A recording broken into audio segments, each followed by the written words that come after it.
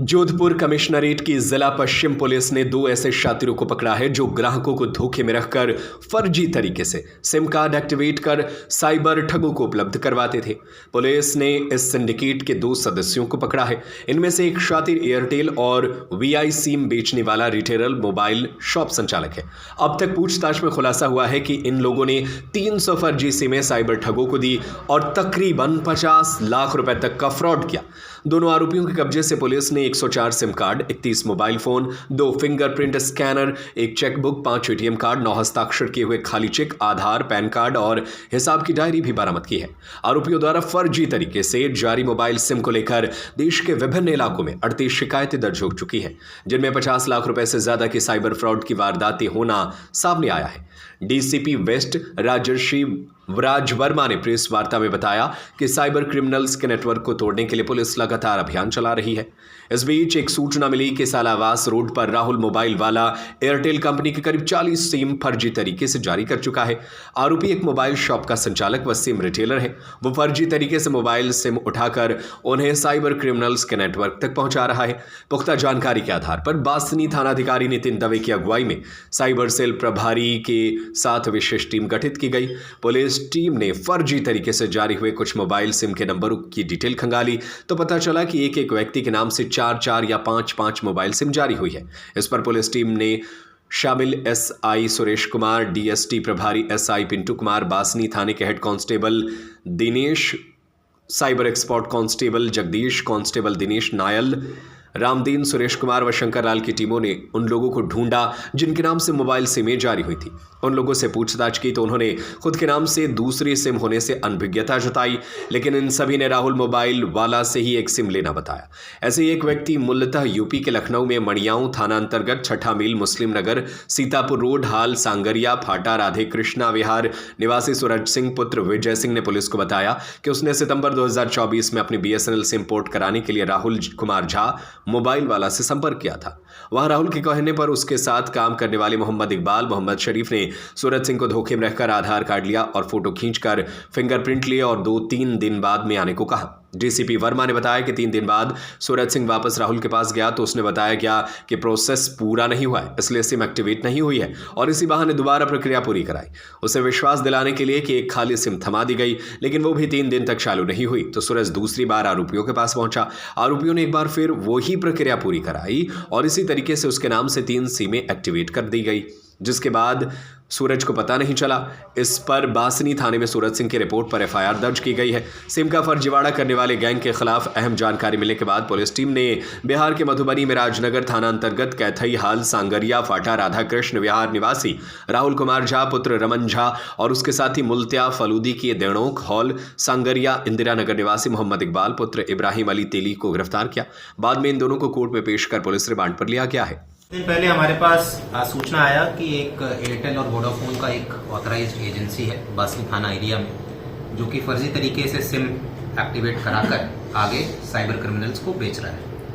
ये जो सूचना आई उसके बाद हमने एक टीम का गठन किया, जिसमें मेरे साइबर सेल की टीम, बासनी थाना के एसएचओ के नेतृत्व में बासनी थाने की भी टीम साथ में लगी और इस पूरे सूचना को हमने डेवलप किया। काफ़ी 4-5 दिनों तक हमने डेवलप किया और उसके बाद ये खुलकर आया कि ये एक राहुल मोबाइल वाला है, जो कि ऑथराइज्ड एजेंसी है, एयरटेल और वोडाफोन का सिम बेचता है। इसने करीब 300 सिमें फर्जी तरीके से एक्टिवेट कराई और आगे साइबर क्रिमिनल्स को इसने बेचा है। हमने जो अनुसंधान किया है अभी तक, प्रतिबिंब पोर्टल पर इन 300 सिमों के विरुद्ध करीब 50 लाख के साइबर फ्रॉड के परिवार दर्ज है। अभी तक हमने इसमें 2 व्यक्तियों को गिरफ्तार किया है। एक तो ये जो एजेंसी वाला है राहुल कुमार झा और इसके साथ इसका एक सहयोगी है मोहम्मद इकबाल। टोटल सीजर की मैं बात करूं तो इनसे अभी तक हमने 104 SIM card, 31 mobile phone, 2 POS machine, 1 chequebook, 5 ATM card, 9 खाली चेक और साथ ही साथ आधार कार्ड, पैन कार्ड और कुछ हिसाब किताब की डायरी भी हमने बरामद की है। हमने इनको अभी पीसी पर लिया, इनसे पूछताछ कर रहे हैं और प्रयास ये है कि आगे का जो इनका पूरा सप्लाई चेन है, जो पूरा नेटवर्क है, ये आगे किसको बेचते थे, कितने पैसे में बेचते थे, इन सब का हम एक बार अनुसंधान करके और खुलासा करने का प्रयास करेंगे। सर, ये सिम कहाँ तक गई होगी? प्राइवेट जानकारी मेवात से जुड़े था?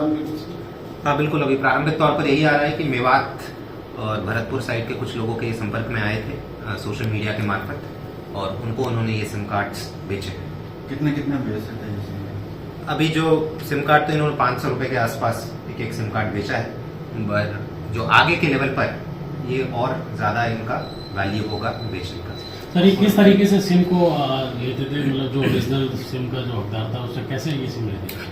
इसमें ये बेसिकली जो मजदूर लोग हैं जो ज़्यादा पढ़े लिखे नहीं हैं उनको टारगेट करते थे। ऐसे लोग जब आते थे इनके पास सिम लेने के लिए या सिम पोर्ट कराने के लिए, तो उनको बेसिकली झूठ बोलकर मल्टीपल टाइम्स, मतलब बार बार उनसे इनके बायोमेट्रिक की सूचना वो ले लेते थे। 2-3 बार इनके फिंगरप्रिंट ले लिए और उनको ये बोलते थे कि कुछ एरर आ रहा है या नेटवर्क में कुछ समस्या है, ताकि उनको कोई शक ना हो। तो एक सिम तो वो उनको दे देते थे और उनके नाम पर 2-3-4 सिम और इशू कराते थे, जो ये अपने पास रखते थे और फिर ये आगे बेचते थे। सर इनका कोई लोकल क्रिमिनल से भी जो है तो वो कहीं अभी जो एक डायरेक्ट साइबर क्राइम में इन्वॉल्व है, ऐसी गैंग कोई? अभी इन 2 लोगों को हमने गिरफ्तार किया है। अभी जो पूछताछ में एक और व्यक्ति का नाम आ रहा है जो कि इनको मेवात साइड के क्रिमिनल्स से संपर्क में लाया, जो कि वो कनेक्टिंग पॉइंट था। अभी उसके पीछे हमारी टीम लगी हुई है और जल्दी हम उसको एक बार जब गिरफ्तार करेंगे तो बाकी चीज़ें और क्लियर होंगी। ये खुद कहाँ के हैं सर? ये बासनी एरिया में, बांसनी के सांगरी। सर जो 50 लाख की ठगी हुई है वो अपने इलाके के हैं कहीं और के किस तरह? पूरे भारत के हैं। जो हमारा एक मैं बताना चाहूँगा, एक ऑल ओवर इंडिया का एक पोर्टल है प्रतिबिंब पोर्टल करके, उसमें हमें पूरे भारत के जो भी साइबर फ्रॉड होते हैं और जिन नंबरों से होते हैं, जिन एरियाज़ में होते हैं, उनका सारी सूचना मिलती है। तो ये जो हमने अभी पूरा वेरीफाई करवाया, अनुसंधान किया है, जो 300 फर्जी सिम कार्ड कहाँ कहाँ इस्तेमाल हुए हैं, पूरे भारत में इस्तेमाल हुए हैं साइबर फ्रॉड करके। टोटल इन्होंने अभी तक 300 सिम कार्ड, मतलब सर आगे अभी तक 300 हो सकता है, इससे ज़्यादा भी हो, अभी पूछताछ में आएगा। अभी तक जो हमारे अनुसंधान में 300 सिम कार्ड जो है फर्जी तरीके से एक्टिवेट कराना है, और इन सारे सिम कार्ड्स को हमने ब्लॉक करा दिया है ताकि ये आगे इस्तेमाल ना हो पाए।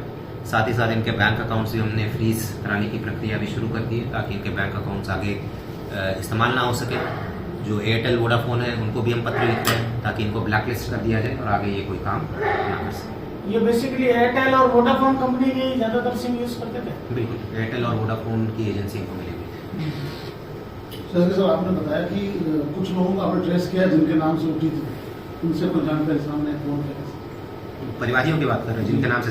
हाँ बिल्कुल, हमने कुछ लोगों को ट्रेस किया। इनफैक्ट परिवादियों को ढूंढना इसमें बहुत मुश्किल था क्योंकि वो सिम ब्लॉक हमने करवा दिए, तो उनका लोकेशन हमें नहीं मिल रहा था कि भाई वो है कहाँ जिनके नाम से सिम इशू हुआ है। फिर भी हमने कुछ लोगों को काफ़ी मुश्किल से लोकेट किया, उनसे ही FIR लिया, क्योंकि पीड़ित पक्ष तो वही है, उनके साथ धोखा हुआ है, उन्हीं की तरफ से FIR लिया है। और भी ऐसे परिवादियों को हम ढूंढ रहे हैं कि अगर और कोई MO इस्तेमाल हुआ हो तो परिवादियों से बातचीत करने पर और पता चलेगा कि भाई किस तरीके से उनके साथ धोखा करेगा। अभी तक कितने लोग ऐसे लोकेट हो गए सर?